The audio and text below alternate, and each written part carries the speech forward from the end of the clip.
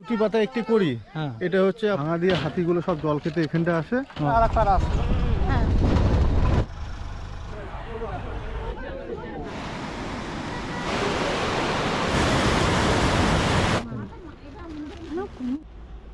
এইটা হচ্ছে লাটাগুড়ি স্টেশন। এই বরলিমা এই তিস্তা ব্যারেজে আজকে আমাদের গন্তব্য ছিল ডুয়ার্সে লাটাগুড়ি। 13-149 কাঞ্চনকন্যা এক্সপ্রেস। আমাদের ট্রেনটা দিয়েছে 12 নম্বর প্ল্যাটফর্মে। লাটাগুড়ি পৌঁছতে হলে আপনাদেরকে প্রথমে শিয়ালদহ বা হাওড়া থেকে নিউ ময়নাগুড়ি বা নিউ মাল জাংশনে নামতে হবে। আর এই আমাদের কাঞ্চনকন্যা এক্সপ্রেস 13-149 ছাড়বে এখন 8টা 35-এ। একইভাবে ফেরার সময়ও এই পথটা উল্টোভাবে ফলো করতে হবে, বা আপনারা এনজিপি স্টেশন থেকে এসেও প্রচুর ট্রেন পেয়ে যাবেন শিয়ালদহ বা হাওড়ায় পৌঁছানোর জন্য। লাটাগুড়ি থেকে সবথেকে কাছের স্টেশন হলো নিউ ময়নাগুড়ি। এই স্টেশন থেকে লাটাগুড়ি যাওয়া বা আসার ক্ষেত্রে টোটো ভাড়া জিজ্ঞেস করেছিলাম, বলেছিল 300 টাকা। এবং নিউ মাল জাংশনের ক্ষেত্রে যেহেতু দূরত্বটা 2-3 কিলোমিটার বেশি, তাই সেখানে বলেছিল 400 টাকা। তবে এটাও আপনারা দরদাম করে নিতে পারেন। কাঞ্চনকন্যা এক্সপ্রেস সকাল 8টায় পৌঁছানোর কথা শিলিগুড়ি জাংশনে, তার 3 মিনিট আগেই ঢুকিয়ে দিয়েছে এখানে। ডুয়ার্সে যাওয়া সঠিক সময় হলো শীতকাল। তবে প্রতিটি ঋতুতেই ডুয়ার্স ভিন্ন স্বাদের অপরূপ সৌন্দর্য মেলে ধরে পর্যটকদের কাছে। তবে গরমকালটা এড়িয়ে চলাই ভালো, কারণ এখানে দিনের বেলায় যখন আপনি ঘুরবেন তখন বেশ গরম পড়ে। আমাদের লাটাগুড়িতে হোটেল রিসোর্ট সোনার বাংলা আগে থেকে বুক করা ছিল। এখানকার হোটেল রুমগুলো আপনারা অনলাইনে ওয়েবসাইট থেকে বা ফোন করেও বুক করতে পারবেন। এখানকার বিভিন্ন রুমের ভাড়াগুলো আমি স্ক্রিনে শেয়ার করলাম। এছাড়াও অনলাইনে দেখতে পারবেন এই হোটেলটি বিভিন্ন প্যাকেজ ট্যুরও করায়। আমরা গিয়েছিলাম 2 রাত 3 দিনের প্যাকেজ ট্যুরে। বিভিন্ন প্যাকেজ ট্যুরের খরচাগুলি আমি ওয়েবসাইট থেকে স্ক্রিনে শেয়ার করলাম। 2 নাইট 3 ডেজ ভ্রমণের প্রথম দিন থাকবে একটা জঙ্গল সাফারি, দ্বিতীয় দিন 7 পয়েন্ট ট্যুর, তৃতীয় দিনটা ট্রেন ধরার আগে পর্যন্ত আপনারা নিজেদের মতন প্ল্যান করে নিতে পারবেন। আরেকটি দিন অতিরিক্ত যোগ করলে আপনারা জলদাপাড়া ও খয়ের বাড়ি ট্যুর করে নিতে পারবেন, অথবা লাভা, লোলেগাঁও ও রিসর্ট ট্যুরও করে নিতে পারেন। বিভিন্ন সিজনে আপনারা হোটেলে ফোন করে এই রেটগুলো দরদাম করে নিতে পারবেন।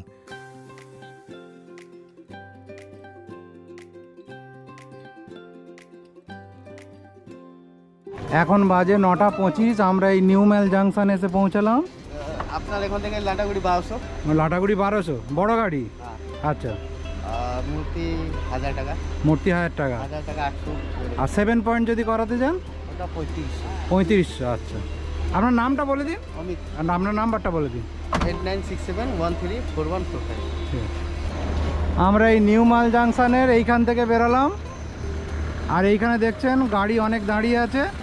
প্রথম দিন বিকেলে আমাদের যে সাফারিটা করার কথা ছিল, আমরা জানলাম যে প্রথম সকালে 6টার সময় যে সাফারিটা হয় ওইটায় বন্য প্রাণীদের দেখার সুযোগ সবথেকে বেশি থাকে। তাই আমরা বিকেলে সাফারিটা ক্যান্সেল করে পরের দিন সকালে ঠিক করেছিলাম। এখন 10:30 বাজে। আমরা আমাদের রিসর্টে পৌঁছে গেছি। আমাদের রিসর্ট হচ্ছে সোনার বাংলা রিসর্ট, আর এই হচ্ছে আমাদের রিসর্ট।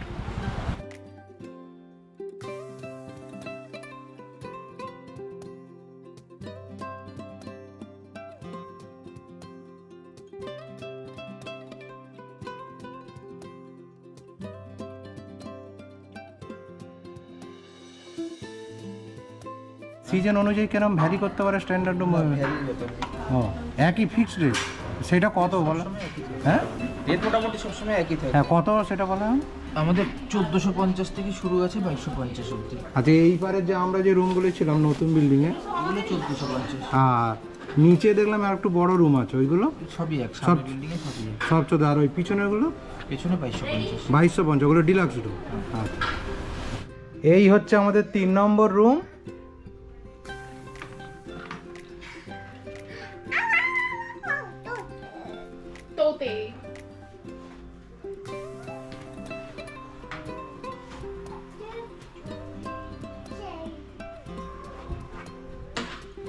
এই হচ্ছে বাথরুম।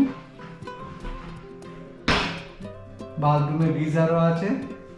বাথরুমটা একদম পুরো নতুন। আমরা তাই বিকেলে নেওড়া নদী এবং টাটা টি গার্ডেন দেখতে বেরিয়েছিলাম। ভাড়া পড়েছিল মাথাপিছু 60 টাকা এবং প্রতিটি টোটোতে 5 জন করে থাকবে। এই হচ্ছে নেওড়া নদী। অনেকে এখানে বরলি মাছটা পাওয়া যায়। এইগুলো সব হচ্ছে গোলমরিচের গাছ। একটা খেলে বুঝতে পারবেন ঝাল কেমন। এটা হচ্ছে গোলমরিচ। এই গোলমরিচ, এই যে দুটি পাতা একটি করি, হ্যাঁ এটা হচ্ছে আপনার হচ্ছে গ্রিন টি। হ্যাঁ আর সিটিসি যখন বানায়, যেটা হচ্ছে দুধ চা, আমরা মানে দুধ দিয়ে যেটা যেটা খাই, এই যে 3-4টে পাতা থাকবে, এটা হবে আপনার সিটিসি।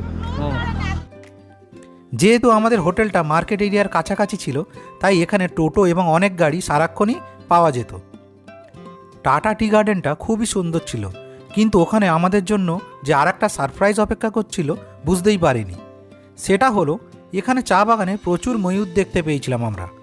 চা বাগানে চারিদিকে ঘুরে বেড়াচ্ছিল এবং উড়ে উড়ে গাছে বসছিল। এরপর তো আর কোনো বলার ভাষা ছিল না, কারণ পুরো ডুয়ার্স ট্যুরে প্রতিটি চা বাগান এবং জঙ্গলে প্রচুর ময়ূর আমরা দেখতে পেয়েছিলাম।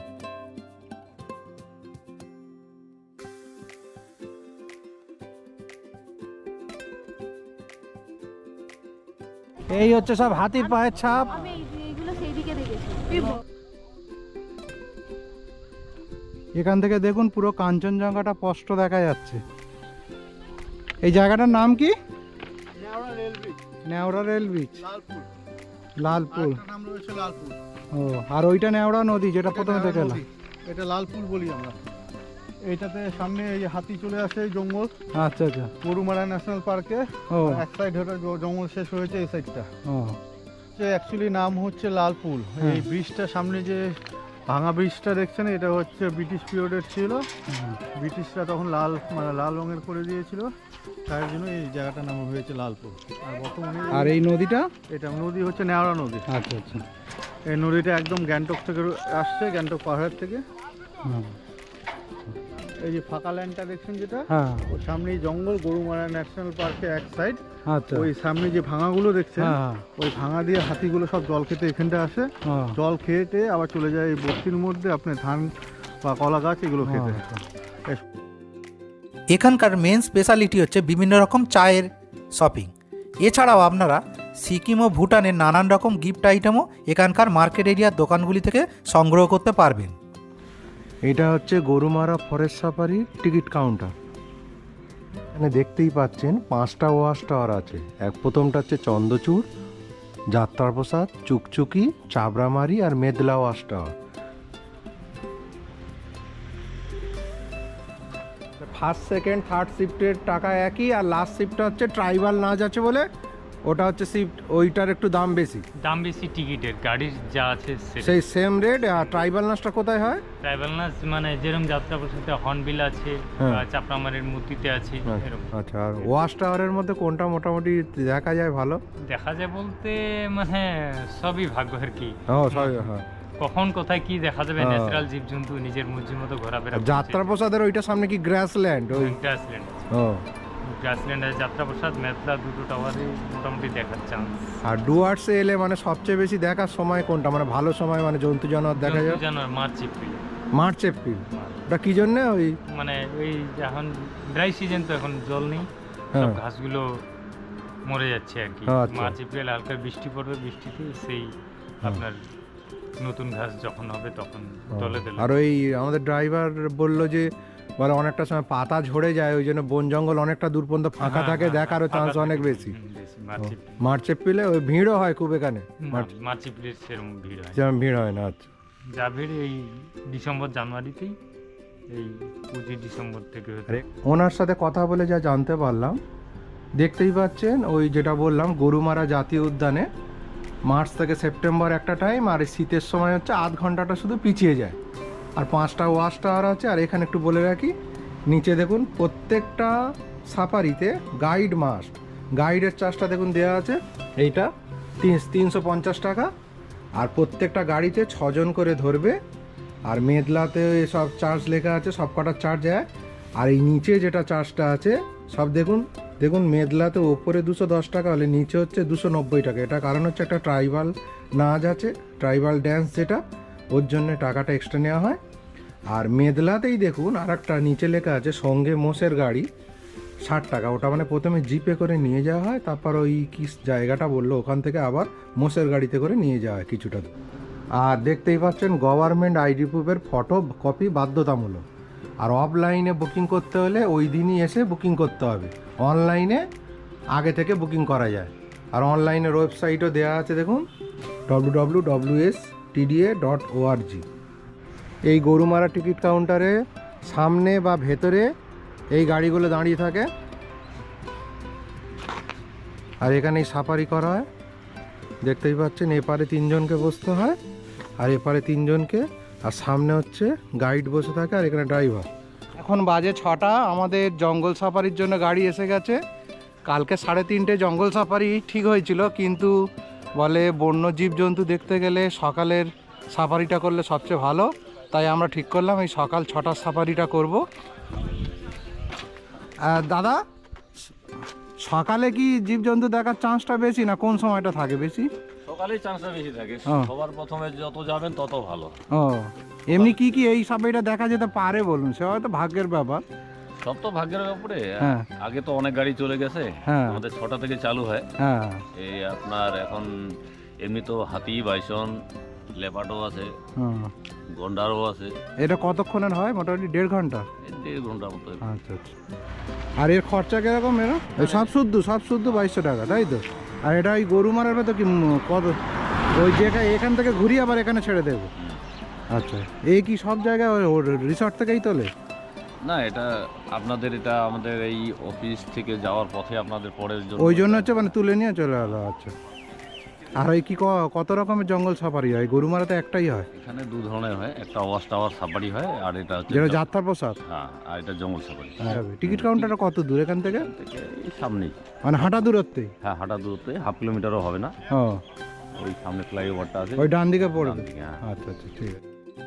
আমাদের এই যে জঙ্গল সাফারিটা, এটা শুধুমাত্র অফলাইনেই হয় এবং লাটাগুড়ি জিপসি ওনার্স অ্যাসোসিয়েশন থেকে টিকিট কাটতে হয় এবং ডকুমেন্ট ভেরিফিকেশান করতে হয়। জিপ ভাড়া 1650 টাকা, গাইড চার্জ 350 টাকা, জঙ্গল সাফারির জন্য মাথাপিছু 25 টাকা এবং জঙ্গলে গাড়ি যাওয়ার অনুমতির জন্য 50 টাকা।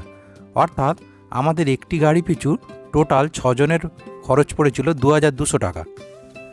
গরুমারা ন্যাশনাল পার্ক ও জলদাপাড়া ন্যাশনাল পার্কের হাতি সাফারি এবং জিপ সাফারি করতে হলে অনলাইনে আপনাদেরকে নিচে দেওয়া ওয়েবসাইট থেকে গিয়ে বুকিং করতে হবে।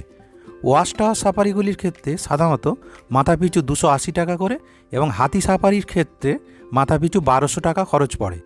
হাতি সাফারিতে ম্যাক্সিমাম 4 জনের বুকিং করা যায়। জঙ্গল সাফারির ক্ষেত্রে আপনাদেরকে কিছু টিপস দিয়ে রাখি। প্রথম হলো, আপনারা সঙ্গে একটি জলের বোতল রাখবেন। দ্বিতীয়ত, খুব উজ্জ্বল রঙের পোশাক পরবেন না, এমন পোশাক পরবেন যাতে জঙ্গলের সাথে মিশে যাওয়া যায়, সেরকম যাতে বন্য প্রাণীরা দেখে ভয়ে পালিয়ে না যায়। এই জন্য দেখবেন সাফারি জিপের কালারগুলো সবুজ, খয়েরি ও কালো রঙের করা আছে। তৃতীয় হচ্ছে, যতটা পারবেন নিস্তব্ধ থাকার চেষ্টা করবেন যাতে প্রাণীরা আওয়াজ শুনে ভয়ে পালিয়ে না যায়। চতুর্থ হচ্ছে, আপনারা সবসময় উঠে দাঁড়িয়ে থাকবেন না। খুব গভীর জঙ্গল হলে তখন নিচে গাড়িতে বসে পড়বেন, কারণ জঙ্গলের একটা কোর এরিয়া আছে এবং একটা বাফার এরিয়া আছে। বাফার অংশে জঙ্গল অতটা ঘন না হলেও কোর অংশে খুব ঘন জঙ্গল এবং লতা পাতা ও প্রচুর ডালপালা ভর্তি আছে, তাই উঠে দাঁড়িয়ে থাকলে আঘাত পাওয়ার সম্ভাবনা অনেক বেশি। হ্যাঁ হ্যাঁ, লাইটটা বেশি।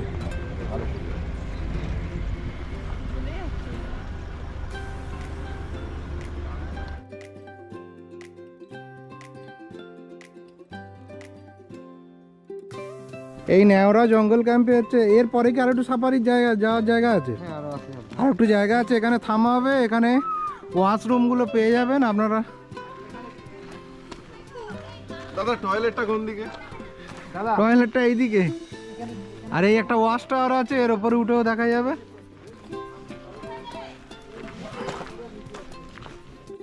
পঞ্চম হচ্ছে, সকালে এবং বিকালের সাফারিতে যেহেতু বন্য প্রাণীদের দেখার সম্ভাবনা সবচেয়ে বেশি, তাই চেষ্টা করবেন যাতে আপনারা একদম ফার্স্ট বা সেকেন্ড গাড়িটায় সাফারি শুরু করতে পারেন।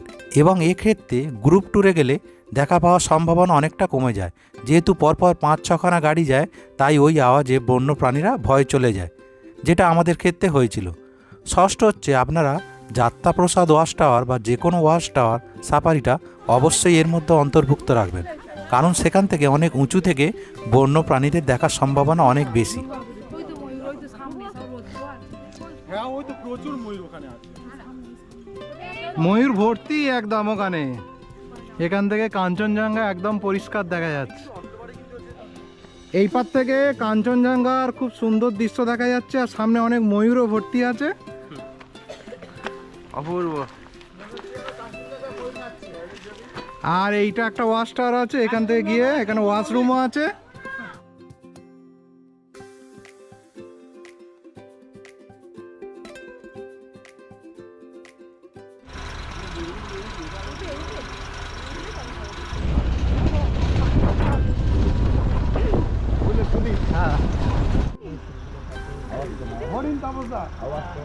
আওয়াজ করলে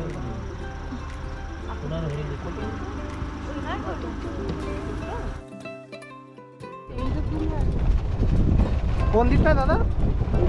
ও এইটা হচ্ছে যাত্রা প্রসাদের গেট। তাহলে কি এই রাস্তা দিয়ে আসবে নাকি এই রোড দিয়ে আসবে? 8:30 বাজে আমরা এই হোটেলে এসে পৌঁছালাম। আমাদের জঙ্গল সাফারি শেষ হলো। এখন 11:15 বাজে, আমাদের হোটেল থেকে গাড়ি ছাড়লো। দাদা আমরা প্রথমে কোথায় যাচ্ছি? কতক্ষণ টাইম লাগবে এখান থেকে? হ্যাঁ 20 মিনিট। আর কত কিলোমিটারের মতো? 22 কিলোমিটার। এখন 11:40 বাজে, আমরা এই মূর্তি নদীতে এসে পৌঁছালাম। চার্জ কত? বাচ্চা 100, বড় 150। ও কতক্ষণ ঘোরাবে?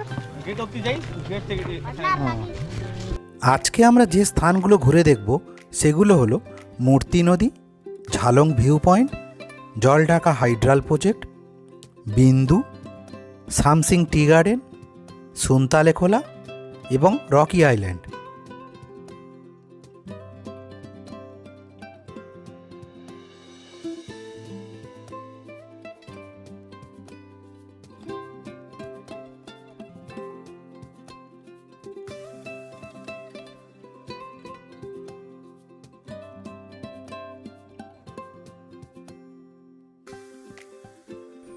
এই সুন্দর মূর্তি নদীটি নেওড়া ভ্যালি ন্যাশনাল পার্ক থেকে উৎপত্তি লাভ করে পরে জলঢাকা নদীতে গিয়ে মিশেছে।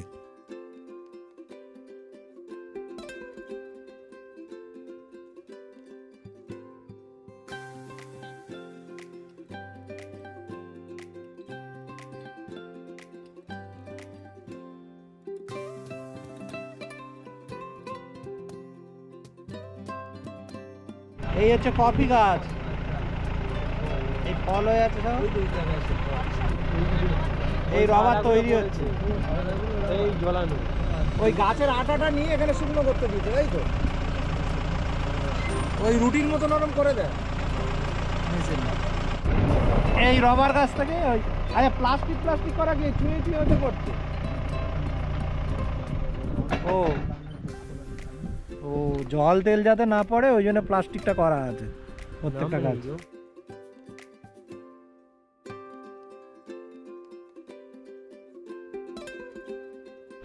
এখন 1টা বাজে, আমরা এই ঝালং ভিউ পয়েন্টে এসে উপস্থিত হলাম। এই ঝালং ভিউ পয়েন্টের একদিকে ভুটান এবং অন্যদিকে ভারত, মাঝখানে জলঢাকা নদী একটা প্রাকৃতিক বর্ডারের সৃষ্টি করেছে।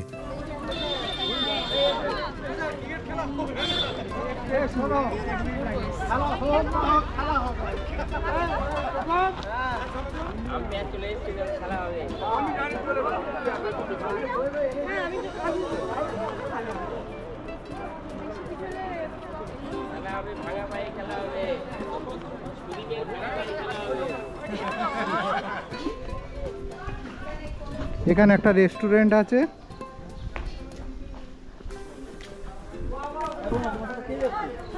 এইখানে ওয়াশরুমেরও ব্যবস্থা আছে, আর একটা রেস্টুরেন্টও আছে ঝালং ভিউ পয়েন্টে। 1:20 বাজে আমরা এই ঝালং ভিউ পয়েন্ট থেকে বেরিয়ে গেলাম। এরপর দাদা কোথায় যাচ্ছি আমরা?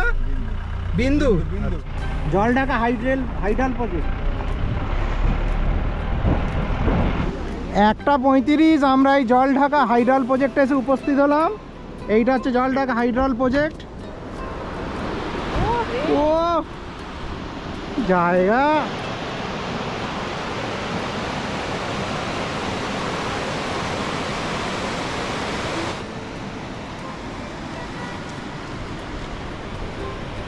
দুটো বাজতে 10 মিনিট বাকি, আমরা এই বেরিয়ে পড়লাম জলঢাকা হাইড্রাল প্রজেক্ট থেকে। আর এবার আমরা যাচ্ছি হচ্ছে বিন্দু।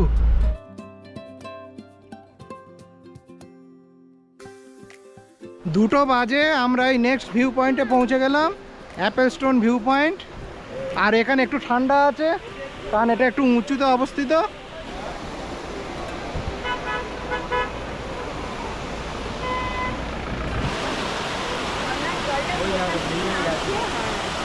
এই স্টোনটা আপেলের মতন দেখতে বলে, ওই জন্য এটার নাম হয়েছে অ্যাপেল স্টোন। আর এইখানে একটা রেস্টুরেন্টও আছে, হোটেল অ্যাপেল স্টোন। এই অ্যাপেল স্টোন ভিউ পয়েন্টের কাছে গাড়ি প্রায় আধ ঘন্টা থামে, কারণ আপনারা এই ভিউ পয়েন্টের কাছে অ্যাপেল স্টোন রেস্টুরেন্ট থেকে ড্রাইভার সহ লাঞ্চ সেরে নিতে পারেন।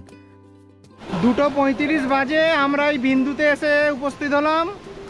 আমাদের আজকের বেড়ানোর স্পটগুলির মধ্যে বিন্দু জায়গাটি সবচেয়ে উচ্চতম স্থান। এই জায়গার অপরূপ সৌন্দর্য আপনাদেরকে মুগ্ধ করবে এবং এখানে শপিং করার প্রচুর দোকান রয়েছে। এইখানে প্রচুর দোকান আছে, ভুটানের জিনিসপত্র বিক্রি হচ্ছে। আর এই নদীতে নামার জন্য এই এখানে সিঁড়ি আছে।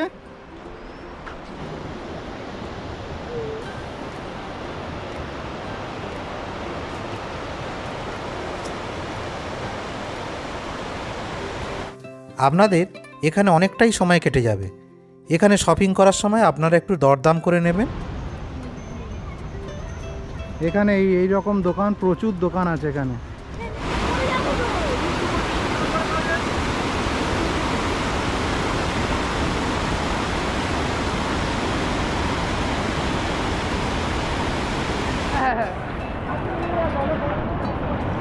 কোটি টাকার জিনিস নিয়ে আসছে আমাকে। দেখি শর্ট কোটি টাকা।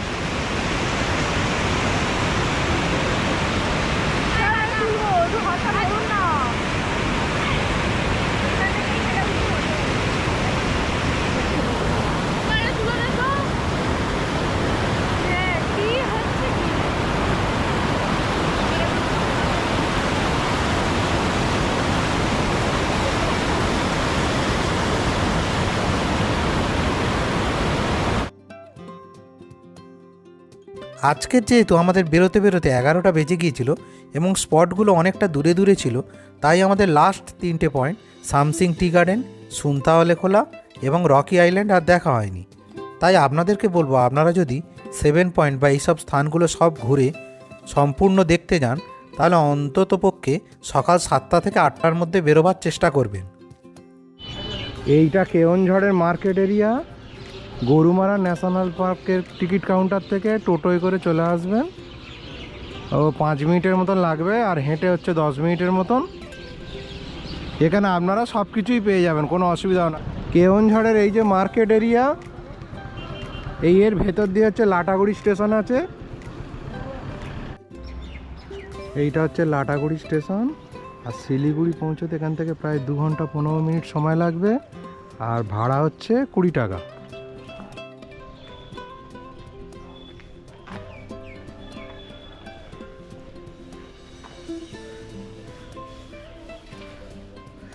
শিলিগুড়ি থেকে লাটাগুড়ি এবং লাটাগুড়ি থেকে শিলিগুড়ির মধ্যে মাত্র 2টি লোকাল ট্রেন যাতায়াত করে এবং এদের সময় আমি স্ক্রিনে শেয়ার করলাম।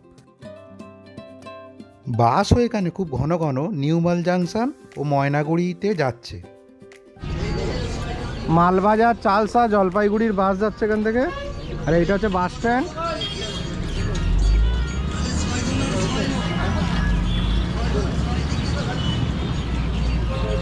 এই দিকটায় বাস যাচ্ছে হচ্ছে নিউ মাল জাংশন। 12:30 বাজে আমরা এই হোটেলে চেক ইন করেছিলাম 11টায়, আর এখানে রেস্টুরেন্টে খাওয়া দাওয়া করে এবারে বেরিয়ে পড়ছি গাজলডোবার উদ্দেশ্যে।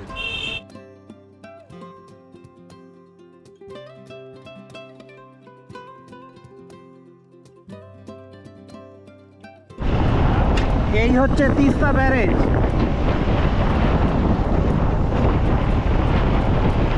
এই দিকটা বাংলাদেশ, এই দিকটা বাংলাদেশ, আর এই দিকটা ইন্ডিয়া।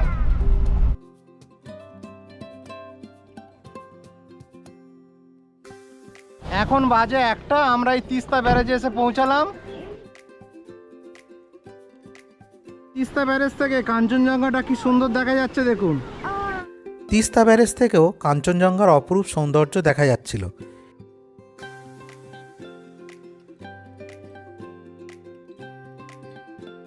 এটাই গাজলডোবা, আর এখানেই আছে এই তিস্তা ব্যারেজ।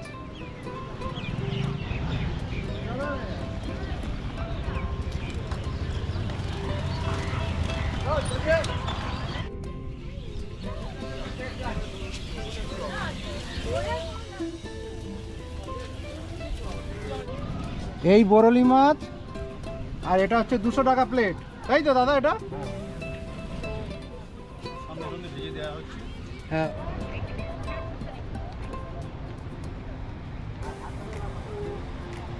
এইখানে বোটিং হচ্ছে, আর খরচা হচ্ছে যতদূর যাবে সেই হিসেবে। 50 টাকা হলে অল্প ঘোরাবে, 100 টাকা হলে আর একটু বেশি ঘোরাবে, এরকম।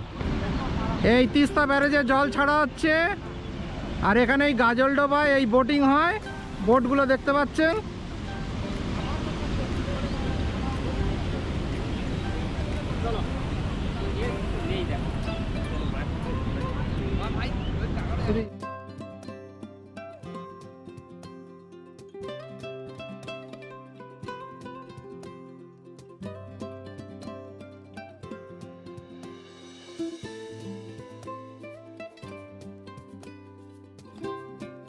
এখন 1:30 বাজে।